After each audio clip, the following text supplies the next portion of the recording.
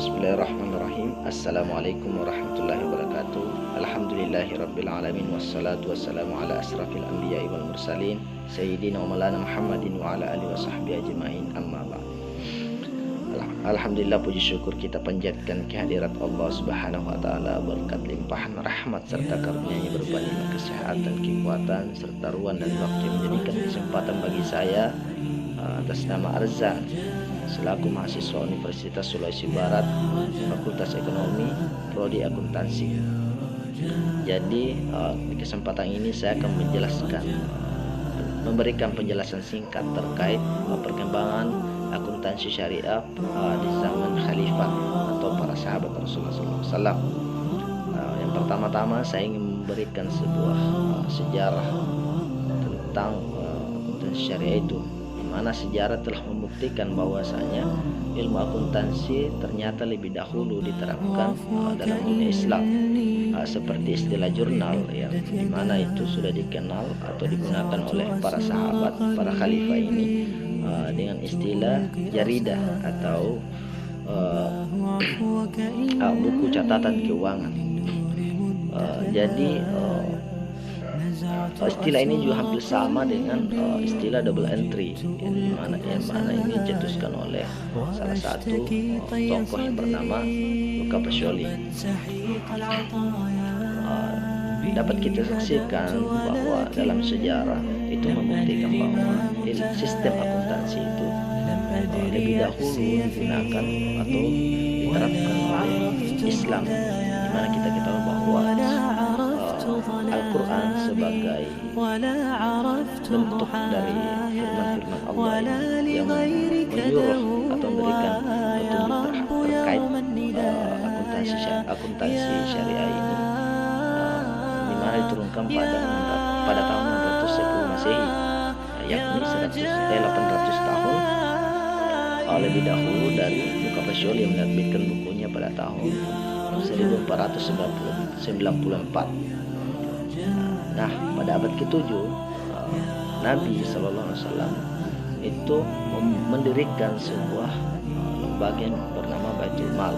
Jadi itu adalah awal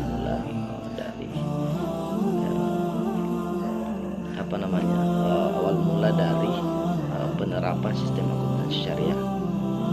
Setelah wafatnya Nabi SAW itu kemudian dilanjutkan oleh para sahabat, di mana pemimpin pertama atau khalifah pertama itu adalah sahabat Rasulullah sendiri, Abu Bakar As-Siddiq.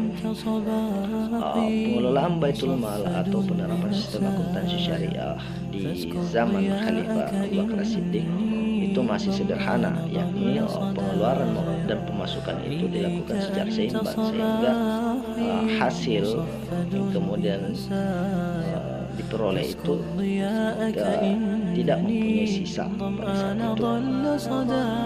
Kemudian setelah usainya pemerintahan Abu Bakar As-Siddiq itu kemudian dilanjutkan oleh khalifah kedua atau pemimpin kedua, yakni Umar bin Khattab. Jadi pada masa kepemimpinan Khalifah Umar bin Khattab itu Islam itu ternyata banyak sekali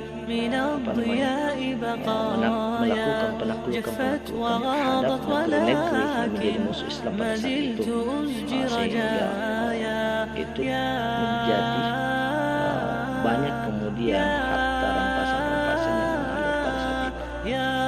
Kemudian pada masa Khalifah Umar ini itu dia kemudian membangun departemen atau lembaga yang disebut sebagai diwan.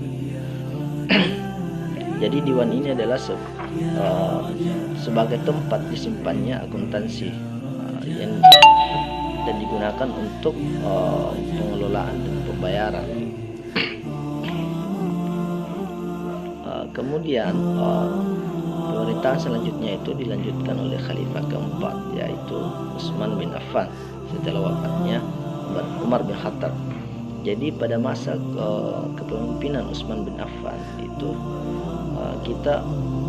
sistem akuntansi itu mulai berkembang dengan adanya istilah kitaba al-rasul wasirri, artinya penjagaan penyimpanan catatan rahasia. Jadi pada kepemimpinan masa Utsman bin Affan ini, Khalifah Utsman bin Affan ini, itu kemudian di mana kegiatannya dilakukan pengawasan terkait agama, moral dan akhlak itu, yang dimana diberikan kepada al-muhtasib, di mana ini berhubungan dengan pengawasan terkait penipuan, penjualan serta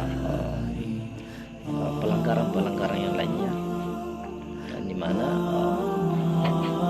pencatatan yang dilakukan oleh muhtasib ini sendiri itu menjadi sumber atau titik di mana adanya perkembangan akuntansi syariah pada saat itu. Kemudian setelah usainya kepemimpinan atau masa kekhalifahan Utsman bin Affan, itu kemudian dilanjutkan oleh sahabat Ali bin Abi Thalib. Pada masa kekhalifahan Ali bin Abi Thalib, pengelolaan sistem akuntansi pada saat itu tidak mengalami perubahan atau pola yang berbeda dari penerapan yang ditinggalkan oleh Utsman bin Affan. Jadi Ali hanya memaksimalkan pengelolaan Baitul Mal pada saat itu tanpa adanya perubahan sedikit pun dari apa yang sudah ditinggalkan oleh Utsman bin Affan. Dan pada masa kepemimpinannya itu penerapan sistem akuntansi itu sangat berkembang pesat, di mana pada masa kepemimpinannya itu Baitul Mal atau penerapan akuntansi itu mengalami keuntungan, bahkan mendapatkan surplus. Ini membuktikan bahwa sistem akuntansi pada saat itu sangat berkembang pesat, karena dapat kita lihat bahwa dalam pengelolaannya dia mendapatkan surplus atau keuntungan yang besar. Jadi bukan keuntungan ini juga ya, tapi keuntungan yang maksud adalah dari penerapan sistem akuntansinya, di mana dapat dimaksimalkan hingga mendapatkan pendapatan dan surplus itu. Jadi Ali ini itu memberikan pandangan bahwa betapa pentingnya pencatatan serta penjurnalan dari proses pengelolaan keuangan pada masa pemerintahannya. Jadi mungkin itu saja yang bisa saya paparkan terkait perkembangan akuntansi syariah pada masa kekhalifahan atau para sahabat. Lebih dan kurangnya mohon dimaafkan. Saya akhiri billahi taufiq. Wassalamualaikum warahmatullahi wabarakatuh.